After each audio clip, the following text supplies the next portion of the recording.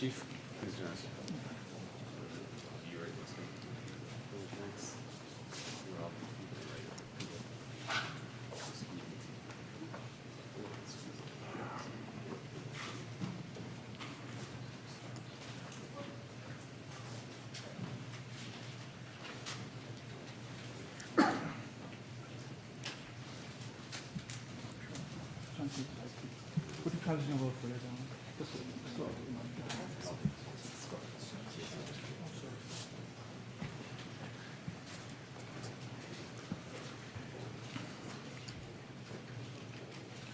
Good morning, everyone, and welcome.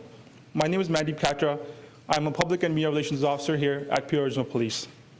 Before we begin, please turn off your cell phones. This update is regarding the multi-jurisdictional homicide and shooting investigations. We ask that all questions be related to this specific event. If anyone has any inquiries about separate incidents, we would gladly invite you to stay after the news conference and speak with one of our media relations officers. After this announcement, there will be an opportunity for questions. I ask that you please limit your questions to one question with one follow-up question, so we can answer as many inquiries as possible. Please use the microphone to ensure your questions are clearly heard and understood. A media release will be issued shortly after the conclusion of this media update and will include links to all the information provided here today. A full video of this news conference will also be available on our Peel Regional Police YouTube channel. I would now like to call upon Chief Nishan Doyappa to the podium.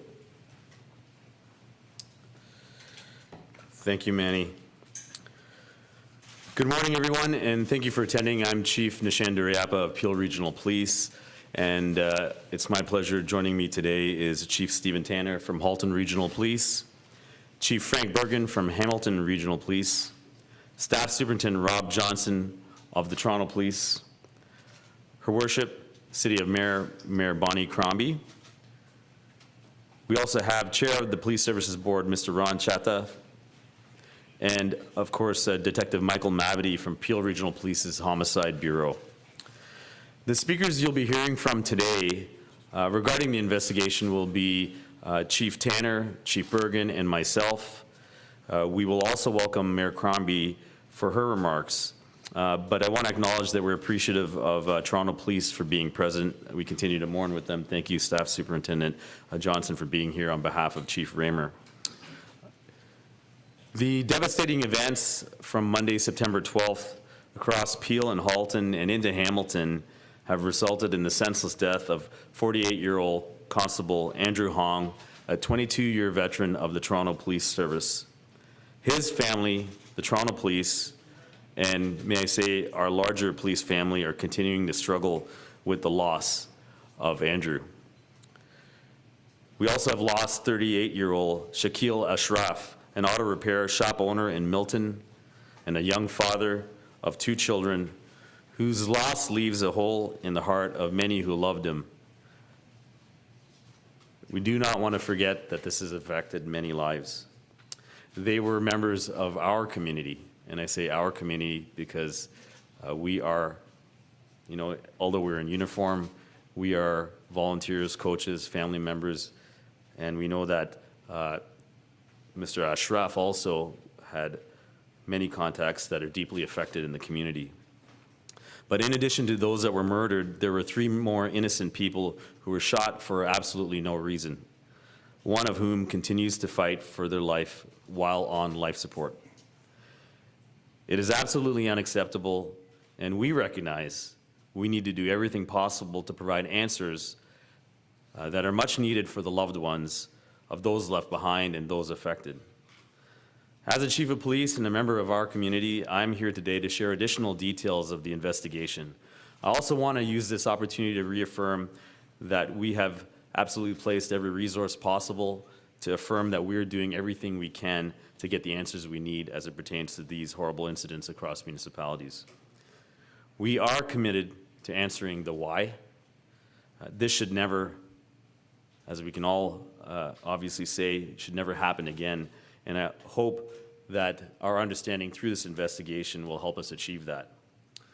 So with that, let me begin. On September 12th at approximately 2:15, officers responded to a shooting at a coffee shop at 3110 Argentia Road in Mississauga.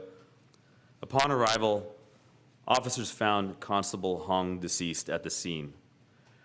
The first officers who responded were a combination of Constable Hong's colleagues who were training with him at the time, as well as other subsequent responding officers from Peel Regional Police.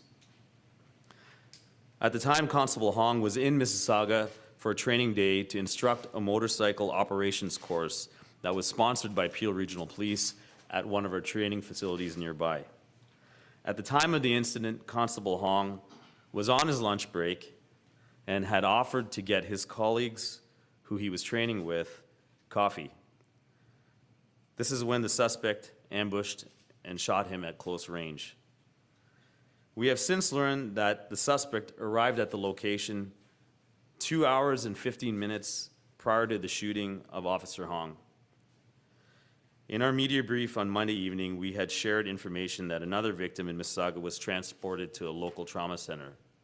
What happened was, after the murder of Constable Hong, the suspect immediately fled the coffee shop across the road to an adjacent parking lot, shot and carjacked another victim, and stole the vehicle. That victim is now in stable condition, but has suffered life-altering injuries. We also reported on Monday evening that the same suspect then proceeded to the town of Milton in the region of Halton, where he shot 3 people. He killed one, injured another, and has left a third to fight for their life while he fled. Shortly after the shooting in Milton, the suspect was located in the city of Hamilton by both Hamilton and Halton officers and was later pronounced deceased as a result of an interaction with police while attempting to take him into custody. And for that, the Special Investigations Unit is investigating and involved. Since that time, our team has been working around the clock with our partners to find answers. We have formed a multi-jurisdictional case management team, which includes Halton Police, Hamilton Police, and York Regional Police. We are using a model of provincial framework. If you're wondering why York Regional Police is involved, it is a mandated element to bring other partners in to help facilitate a complex multi-jurisdictional model. I'd also like to acknowledge the tireless work of this multi-agency team that is progressing through the investigation. What I will do now for you will be to share the suspect's photo, pictures of his car, and some details that we've learned in order to ask for all of your assistance, the public's assistance, in helping us provide answers, which I spoke about earlier. So with that, we'd like to officially state that 40-year-old Sean Petrie of no fixed address has been identified as the person believed to be responsible. And a picture of Sean Petrie will be adjacent to me right now and will be shared with all our media outlets. I can advise that Petrie had an extensive criminal record, which includes convictions for assault, armed robbery, carry a concealed weapon, careless storage of a firearm, possession of a loaded, prohibited, or restricted firearm, breach of probation and failure to comply with a recognizance, several property and driving offenses, and he was also the subject of a firearms prohibition. I can advise that in March 2007, he was placed on the national flagging system after being deemed a high risk to reoffend for an offense which occurred in 2005. His last conviction was in 2015 for a criminal driving offense. I can also say that investigators have interviewed known family of Mr. Petrie and learned he was estranged from them, and depending on which family member that they had spoken to, for a period of 1 to over 5 years. Investigators also learned that prior to the start of this tragedy, Sean Petrie drove to the location of where Constable Hong was murdered in a red Toyota Corolla, where he parked the vehicle in an adjacent lot to the coffee shop. The car had an Ontario license plate of CXMM077. A picture of that is adjacent to us. Again, that's CXMM077. 077.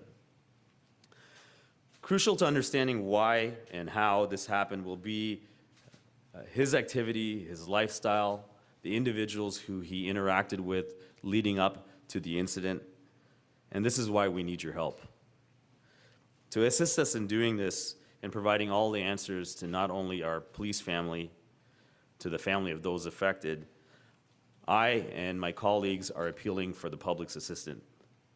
Anyone with information on this suspect, on Sean Petrie, on these incidents or the activities leading up to it, please contact us at Peel Regional Police. Our number is 905-453-2121, and the extension is 3205. And as always, the option exists to call any of the other agencies that are involved. But also, again, I want to highlight, you can call or even go online to Crime Stoppers at 1-800-222-TIPS, where you may also remain anonymous. Again, I want to highlight on Monday the 12th for the swift action and response of all those involved, including our partner agencies and the public's understanding and patience during an investigation which no doubt due to the provincial alert affected everybody in Ontario. I would like to share my utmost gratitude. Monday's tragedy is a horrific act of violence that should never occur again. We share in the loss and grieve with all our communities and all those who have suffered by the injuries and who were impacted by it. To that, the Toronto Police, loved ones of Constable Hong, as well as the loved ones of Shakeel Ashraf, Shakeel Ashraf, and all those who knew him, we express our deepest condolences and heartfelt sympathies to you.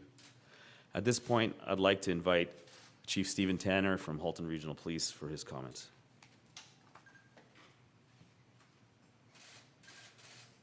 Thank you, Chief Deriapa.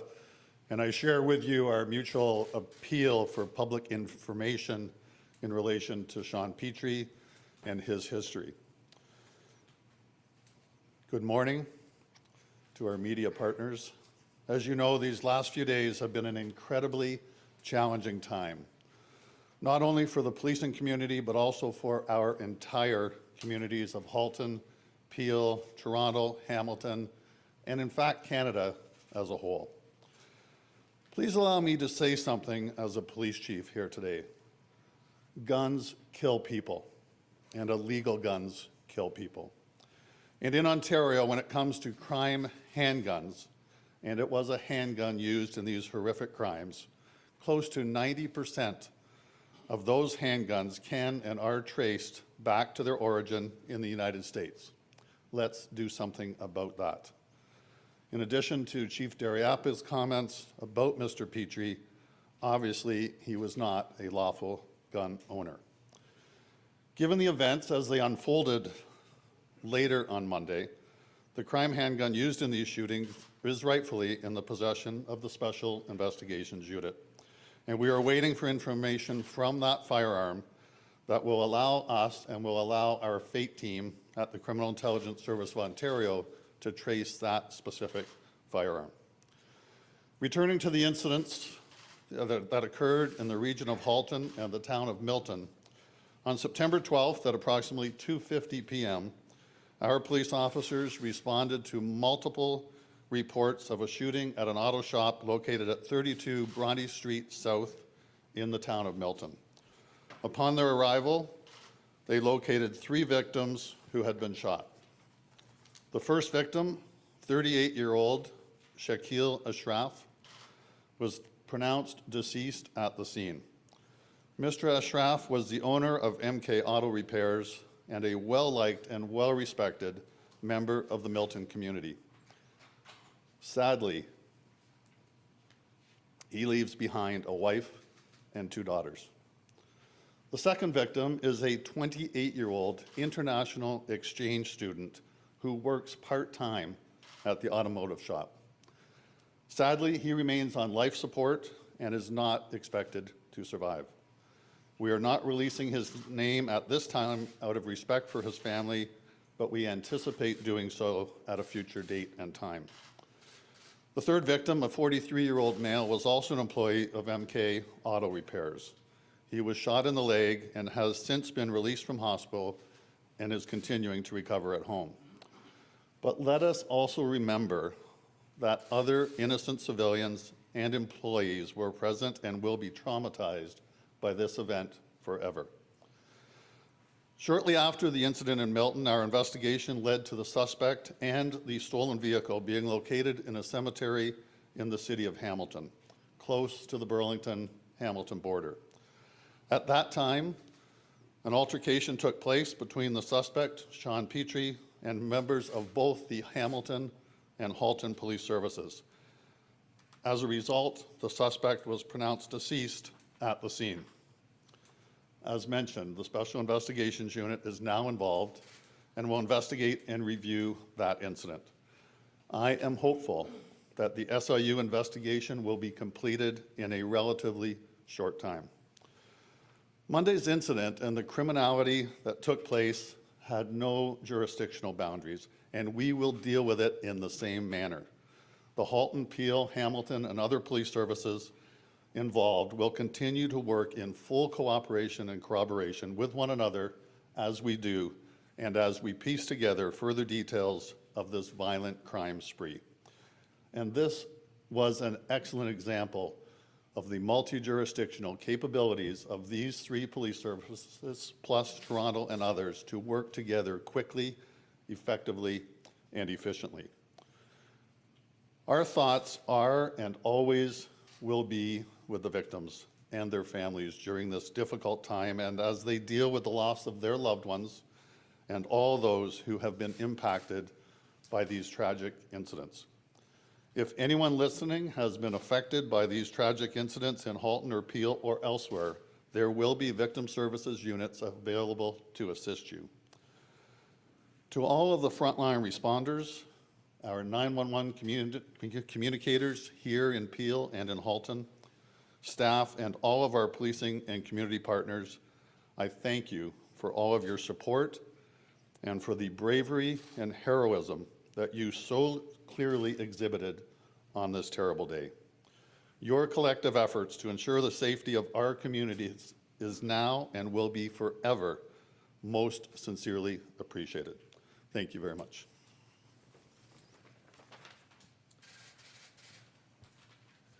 Thank you, Chief, and I'd like to now invite up Chief Bergen from Hamilton Police.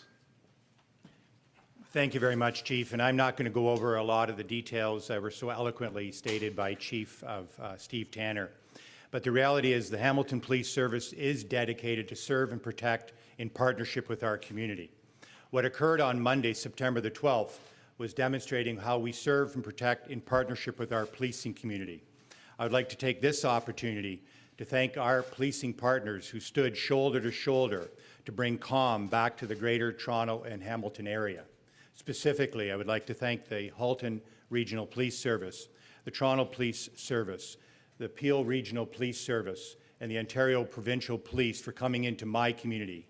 On behalf of the City of Hamilton, on behalf of my service, thank you not only for bringing calm and stopping a risk to our greater community, but doing what we do every day, serve and protect in partnership with our community. Thank you.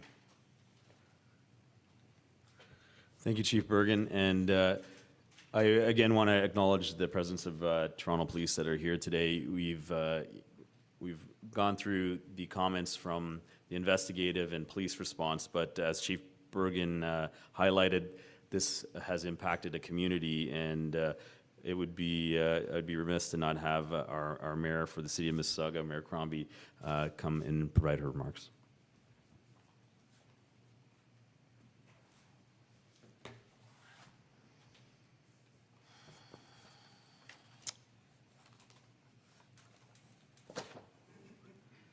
Thank you, Chief. I also want to thank not only our own chief, but Chief Tanner, Chief Bergen, and all the members from TPS.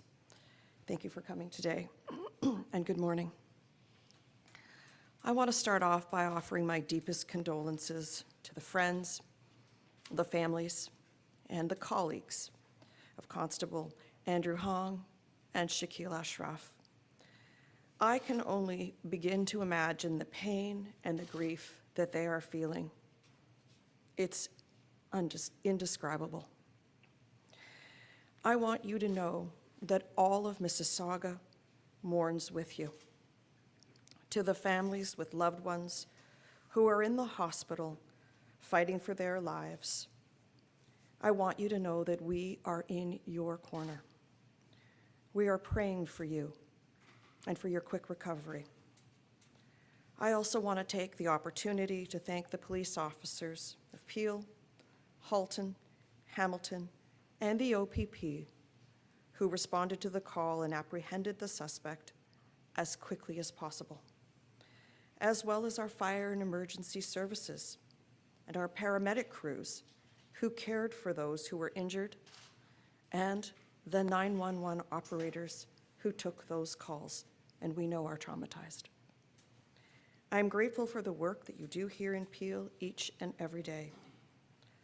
I also want to acknowledge how traumatic this has been for our residents who witnessed this violence, and I encourage you to use the 24/7 supports available through the crisis support of Peel Dufferin.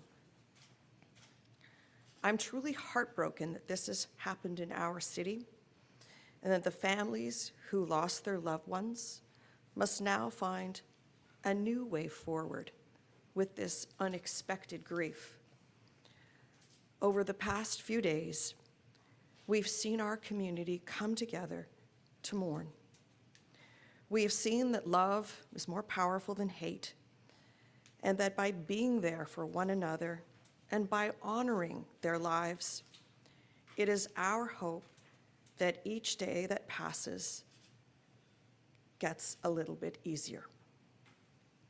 At Shakeel Ashraf's funeral yesterday afternoon, I saw firsthand the outpouring of love and support, the love and the fond memories shared by his family and friends and colleagues, and the impact that he had on their lives and on the community was very clear. I also spoke with the family of the second victim, the innocent victim in Mississauga, who was critically injured and is still in the hospital receiving critical care, to relay our devastation and our support as they begin that long road to recovery. And when laying flowers at the scene of Constable Hong's death, it was very clear from the growing memorial of flowers and messages just how many lives he touched and how shaken our community is over these unprovoked and devastating attacks. This was a very dark day in our city's history, and one that I hope we never see again. And once again, my heart is with the families of the victims and all of those affected by this tragedy. Thank you for taking the time to join us this morning. Thank you to our first responders and to all of you that protect our community and keep our community safe. Mississauga, we're going to get through this together. Thank you.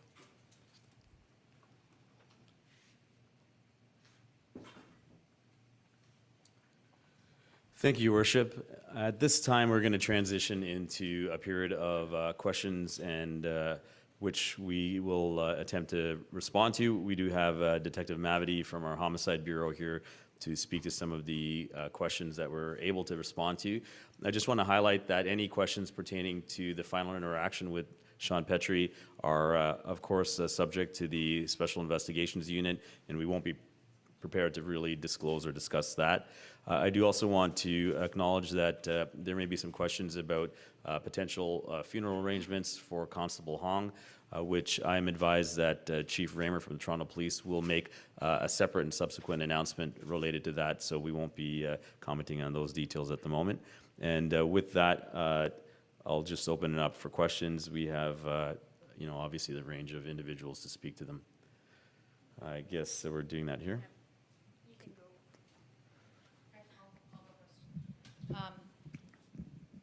Shauna with City News. I guess a lot of people, family, friends, the community, everyone wants to know or very curious about the motive in this case. We do know that the suspect had a history with Shakeel Ashraf. He worked at the auto body shop about a year ago for a couple of weeks. A close family friend mentioned that there may have been some threats after, I guess, the suspect was fired. Is that being investigated? Is there anything that you can share on motive? No, thank you for the question. I also have Superintendent Kevin Mahar here from our Regional Investigative Services. We do acknowledge the suspect did work at the auto body shop for a short period of time. And we have heard rumors of threats, but have not got evidence of that as of yet. So that will be a part of our investigation. And I guess my follow-up would be when it comes to Constable Andrew Hong, why did it start with that? There were also reports that the suspect may have been going after his firearm. Is there any truth to that? I'm going to invite Mike to top up on this, Sure. but absolutely. So the current priority is to examine whether it was random or targeted, and both those laneways have a myriad of things to unpack. So, Mike, are you in a position to comment on both those elements?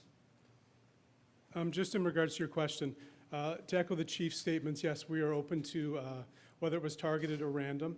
That's something we're open to, and we're exploring. At this point, I believe the motive was that he was a uniform officer and he was deliberately targeted.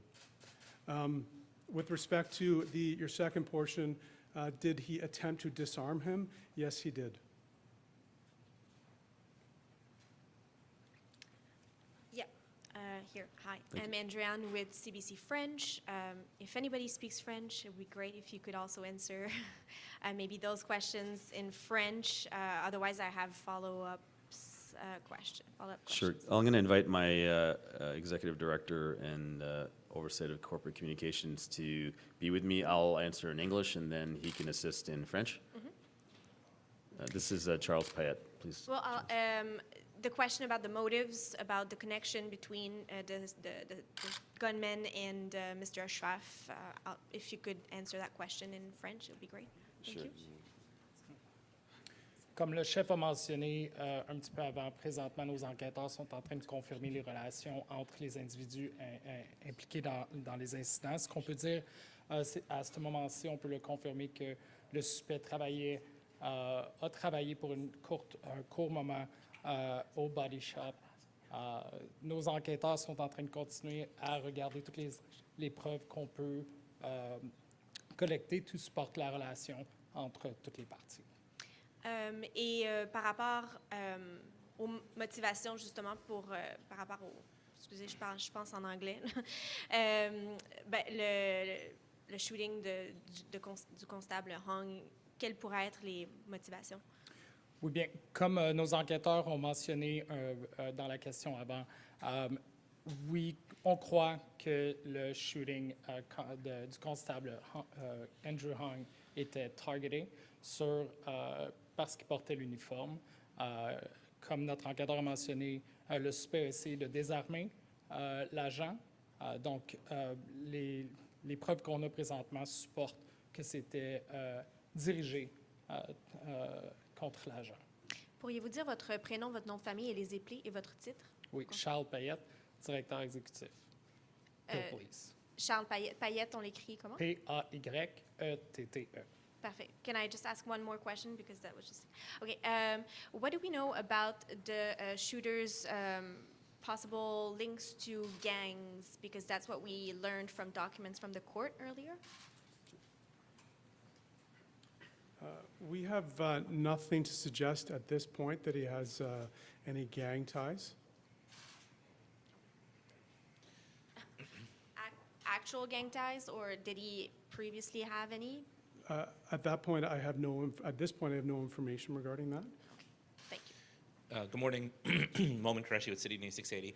Chief, I don't know if this is for you or for somebody else, but the active shooter alert that went out on the day of, there's been some criticism about the fact that it maybe went out too late or later than it should have, and that even when it went out, it didn't have enough details, and the public kind of didn't know what they were dealing with. So I was wondering if you could address that in terms of how that goes out, what information is in there, and you know, what happened there. Sure, Moment. Thank you for the question.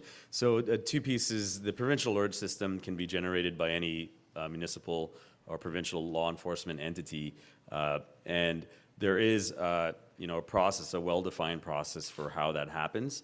And it is intended to be swift, immediate, based on the need. But the thresholds are defined in a real good framework, which has ultimately a provincial approval through the OPP Commissioner, Tom Creek. And I can say, you know, knowing how that's the process worked, as you can imagine, and I think, you know, we all saw it in the media the day of, there were a variety of conflicting pieces of information as to who was responsible, even from race and vehicle description. And so if you can imagine, while, you know, here at Peel, we're responding to the initial circumstance, and then in a very short time, Halton has, you know, the requisite incident, the ability to connect them, you know, is it's very short-lived. We as a police sector are alert to what's happening in multiple jurisdictions. So, you know, the timing I can affirm was as soon as we were able to extrapolate that there was multiple incidents happening. It went through the immediate process. It couldn't get any quicker from the release, so I can allay any concerns that it was delayed. The second part, and we've had many questions from the public about, you know, you get this alert, and people wonder, well, what, you know, we need more detail, because what does this mean, the vagueness? And I would just say is, you know, the purpose of the alert is because we don't know where he is. Right. We don't know if the vehicle has changed. We don't know a lot of those. And if somebody listens to that alert, shelters in place, and it mitigates the loss of one life, we've achieved our purpose. So, you know, to those people who, you know, may be frustrated with the absence of detail in it, you know, if we had the detail, we would put it out. If we had more detail, we may not have even issued the alert. We would have probably gone right to the subject. So, you know, the intent of it is to mitigate any risk to the community. If it takes, and I've heard people say that they received the alert and they made a phone call to their loved ones or X, Y, and Z and just say, stay inside, you know, don't go out for lunch, don't do what you need to do. You know, that's what we're there for.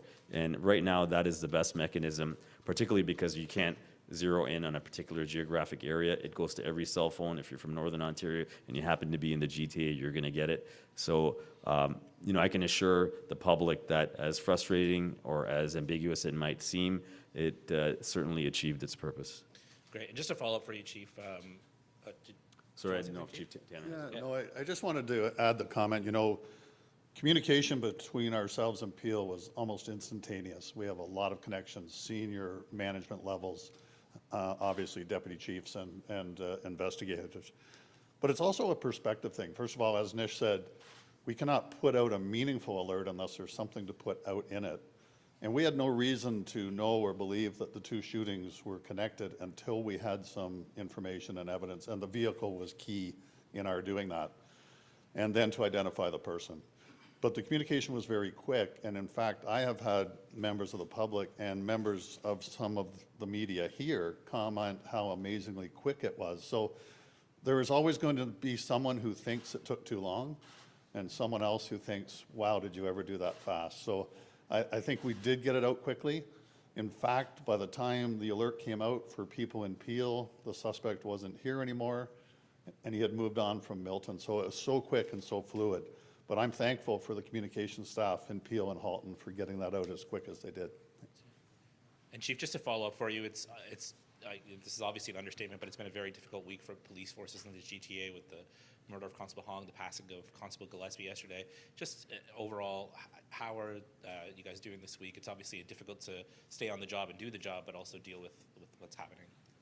Well, I think just, you know, on behalf of all the chiefs and, you know, we have the role of standing out front of a camera from time to time and making decisions, but it's really off the back, so to speak, of our civilian and sworn members who are 24/7 doing it. The impact on them is tremendous. It is tremendous. And there's so many unseen elements of it. I think everybody gets into this profession and anticipates that at any point they could be impacted by some of these tragic events, particularly of the loss of Constable Gillespie yesterday in York Region. I think the reality is, while these incidents are happening, simultaneously, there are, thousands of other officers continuing to respond to, thefts, break-and-enters, calls for help, mental health calls, civilian call takers receiving it, and not to be pragmatic about it, but our role continues to persist. And I think that is the cliche behind this whole scenario, is that we have a week where we've had 2 tragedies in 1 week, and many of us have been in policing for a while and have seen other ones. What we do is we find a place in a safe space to honor them, which we will next week we'll be doing without a doubt, and their memories are not forgotten, and then our commitment shifts to their friends, families, and colleagues, which we will, without a doubt, in perpetuity, honor and support. Next question. Yeah, Chief, it's Joe Warmington from Post Media and the Toronto Sun.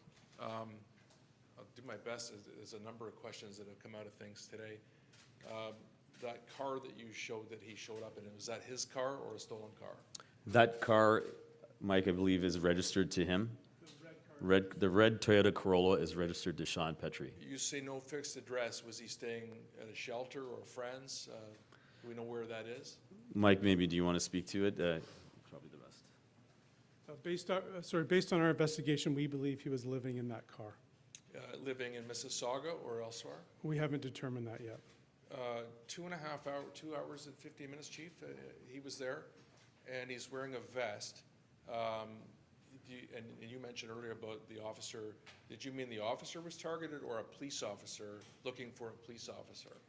I believe he was looking for a police officer. So he waited 2 hours and 15 minutes looking for that. And do you think that the motive was to get the gun of the officer? He had a gun, obviously, but That's something we're exploring at this time, and we haven't been able to come up with a definitive. was I know you're working on these things, but was the plan always to go out to Milton, or did that come after this? Was this the original idea, or since he did that? I know it's hard to say, but it's Again, we're still trying to figure out all that stuff. Our investigation is obviously in its infancy, and we're trying to figure out the chain of events is starting in Peel and ending towards Milton, but we're trying to figure out all that stuff. the vest itself. And we've seen that in professional hits, and we've all covered those. Somebody wears that, and it's so that people say it's somebody with a vest.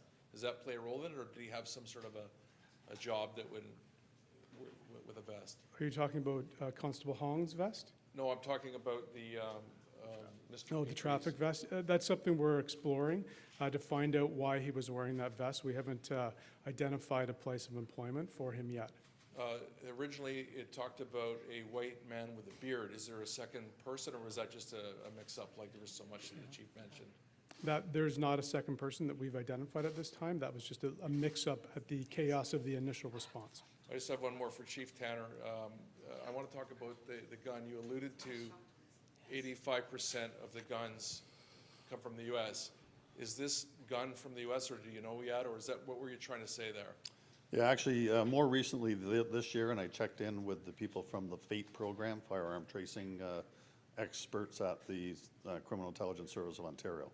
This year, the number is actually up closer to 90% of handguns used in crimes are traced back to the United States if they could be traced. There is a percentage that cannot be traced because the serial number has been obliterated and cannot be brought back, or they're ghost guns that have been manufactured. We do not know at this point if the gun is from the United States because the firearm is in the hands of the Special Investigations Unit, and we're just not able to access the serial number yet. We have to be very careful with the handling of this firearm. I'm hopeful that the FATE program will at least have the serial number soon so that we can confirm whether or not it is from the United States. But I can say, Joe, it's 90% probability that it is. Thank you, Chief. I just have one more for the chief, and then I'll let someone else. This matter is so disturbing on so many levels. But again, coming back to the 2 hours and 15 minutes and the idea that he was targeting a police officer, is there anything, social media or family or anything that you know of what the reason would be at all? I know that you're investigating, but I know there may be a little bit more to that, because it seemed like hanging around at Tim Hortons for 2 hours and 15 minutes waiting for an officer to come in. And he hadn't had a conviction since 2015 or 16. So it's not, it's confusing. No, Joe, I think this is the problem, and why we're here today is to, kind of shake the trees a bit and see if we can stimulate somebody that had contact with him to find out what the catalyst for that day was.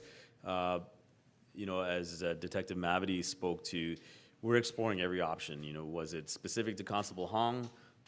Was it generalized to anybody in uniform? We do know that there was sufficient CCTV cameras and on-premise cameras to define that he was at the coffee shop for literally 2 hours and 15 minutes.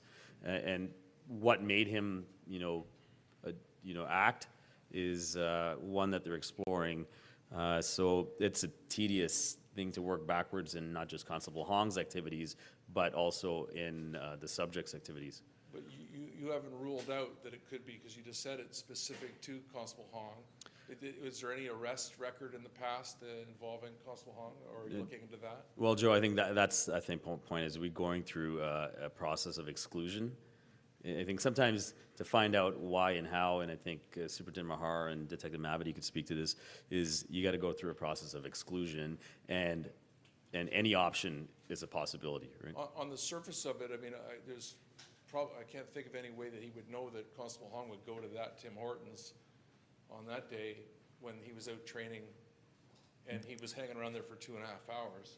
I think that's why, I think Detective Mavity's comments are, on its face, we believe is just waiting for somebody in uniform. Okay, thank you. Thank you, everybody. Thank you. Chiefs and Madam Mayor, I'm here, Khalid Salama from Toronto. I'm here to share some feedback from the community. They are a little bit confused and very angry because you are not calling things real names. This man shot and killed 2 people, one on the way and other injured.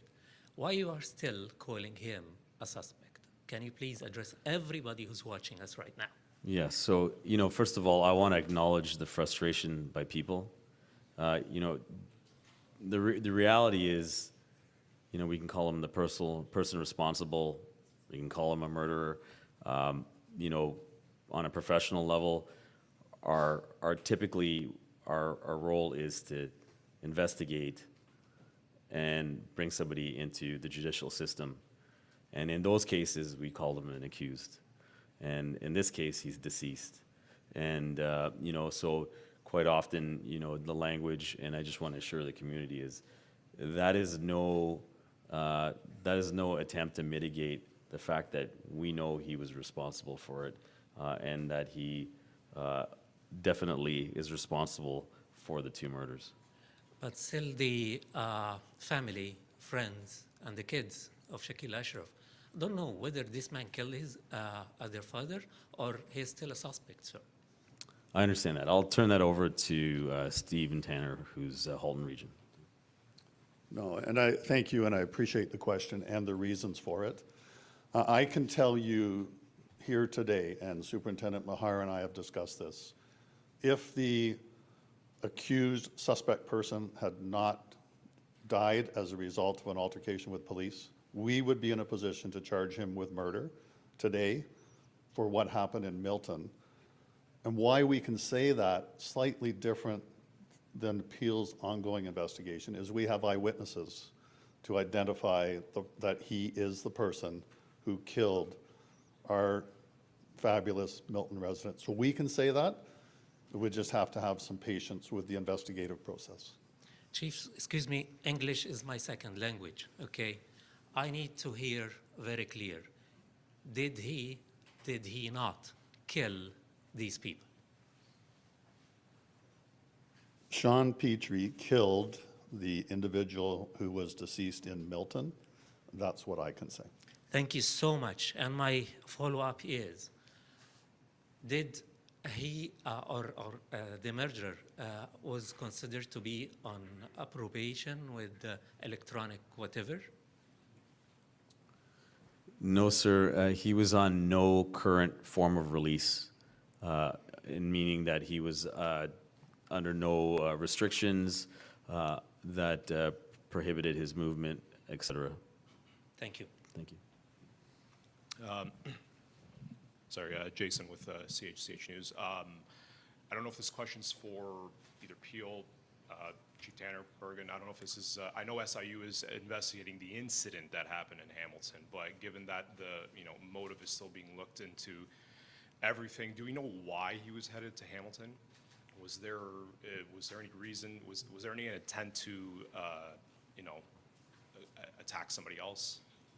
Thank you very much, Jason, for the question. I can tell you that at 4:30, our police officers, the Hamilton Police, alongside with the Halton Regional Police, had an interaction with a male in the cemetery off York Boulevard.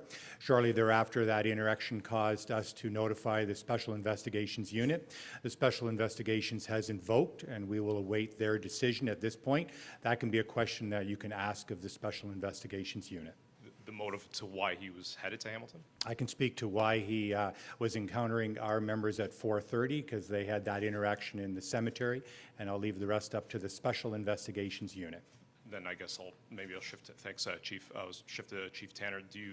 Was Halton Police on pursuit with him towards Hamilton?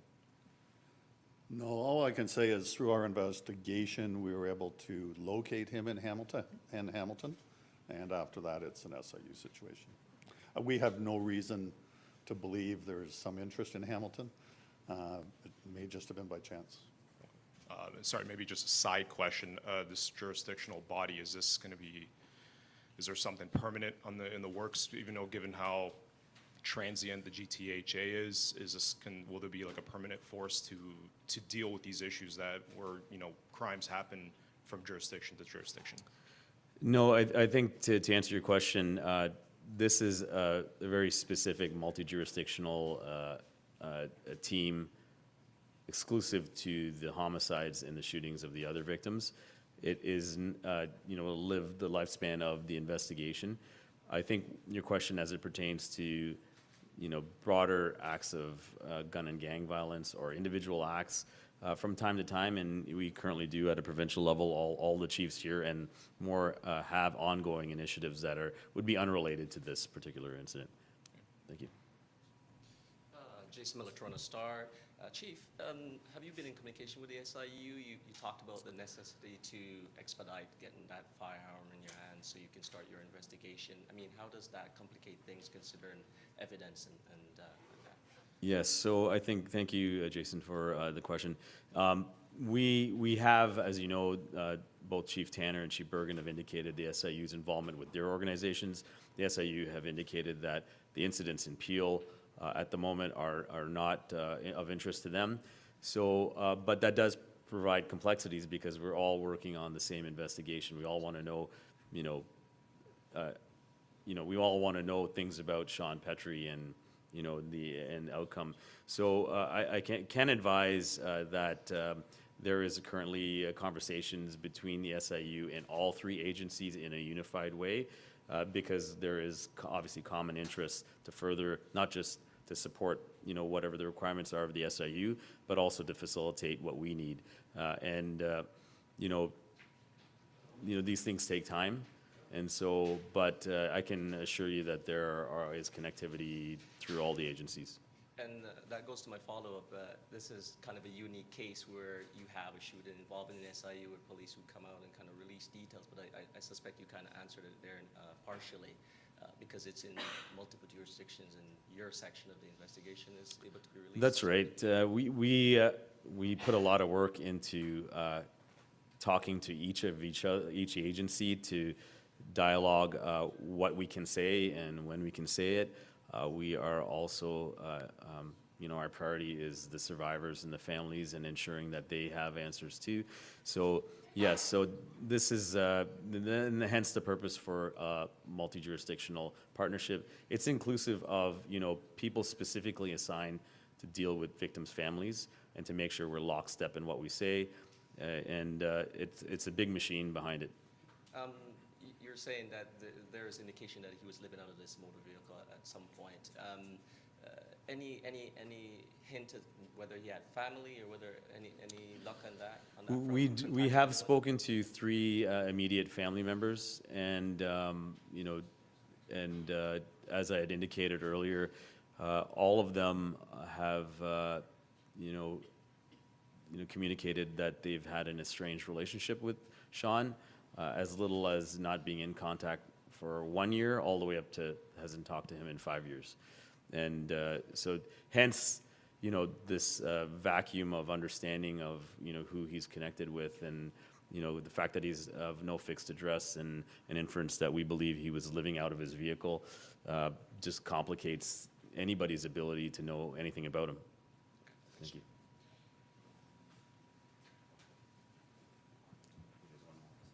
I would just like to remind everyone, please, one question and only one follow-up, just to respect everyone else's time and give everyone else a fair opportunity. Thank you. I just have one more. I just want to ask Mayor Crombie a question, because I understand that you've been in touch and tried to support the Tim Hortons staff that went through this, and maybe you can let us know how they're doing and what the plans are for reopening there. Yeah, frankly, Joe, that is, they are all traumatized, as you would expect, and it will take some time to reopen. And of course, it's still the location of an SIU investigation, so it will take some time for the investigation to clear and then staff to be prepared to come back to work there. The support is available to them. I've indicated 24/7 support is available should they need it, and I know Tim Hortons will also be providing those staff members the supports that they need. Thank you. Just to follow up to all the chiefs as well, and from the board's point of view too, this is a very difficult question, but it needs to be asked. It is clearly not safe for police officers, in light of what's happened here, to go into places like that. Is there going to be some sort of a discussion about that? Because, maybe go in pairs or something where they're not going to be ambushed like this. I don't want to speak on behalf of my colleagues, but we just know from all of us have spent time with our officers that either responded or were working that day, the civilians, and who hasn't gone to get coffee for their colleagues, whether you're a police officer or not. We have obviously the most, a tremendous amount of investment in ensuring that our members that are in operational functions have situational awareness. We train, we constantly think and talk. If you have a family member that is a police officer, that they're always thinking in a different light. But the reality is, you can't do that when you're just going to get a coffee or a bite to eat all the time, and hence the senselessness of it. So Joe, I think if you're asking, is this going to result in like an overhaul in how we do things, I think clearly there's opportunities to chat about, what happens and to double down on what our team and people can do to ensure that they're safe. But, the reality is this could happen to any officer at any given point. Yeah. Clara Pasica, CBC. So you've implied that this wasn't some sort of police chase that led police to be in Hamilton in this cemetery. Can you speak about how this person was found to be in Hamilton? Was it a result of someone providing a tip? You had sent out this emergency alert. Was it that he'd been spotted with cameras? How did you come to find him in that place? Yeah, thank you. The only thing that I will say in relation to that is that there were investigative techniques which assisted us in locating the suspect, which resulted in both Hamilton and Halton officers responding there, but I'm not going to speak to the specific techniques. Okay, and my next question is about the decision to name the suspect at different times. Initially, it was, I believe, spelt a different way. The suspect was 30, then it was 40, but there was also a period over the last couple of days where you chose not to name the suspect in communications that you had. So I'm just wondering if you can speak about that decision to name him now and along the way. Thank you.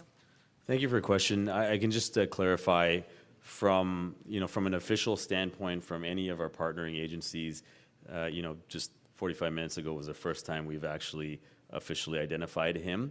I think, as you all know, there are people that may have known his name. This is the first time we've officially identified it. This is, just to clarify, is the first time we've actually had an opportunity to do a media update since the night of the incident. So any misinterpretation of his name or identity had nothing to do with any of our originating agencies. Thank you.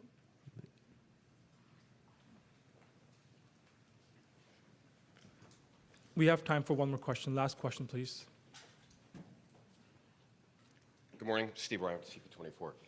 Chief Bergen, Chief Tanner, good morning. My social media is lighting up with people wanting to pass on the good police work that they say your officers have done. So they want me to extend that congratulations to your officers.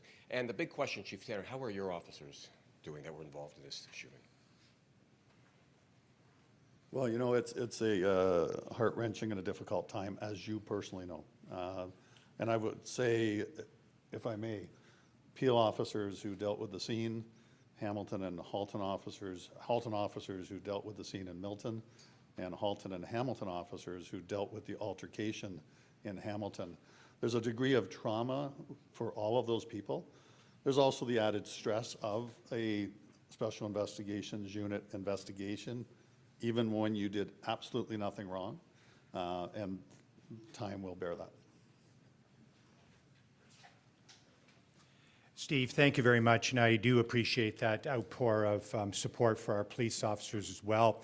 As Chief Tanner has indicated, we both share the burden of having subject officers and witness officers involved, but as also as Chief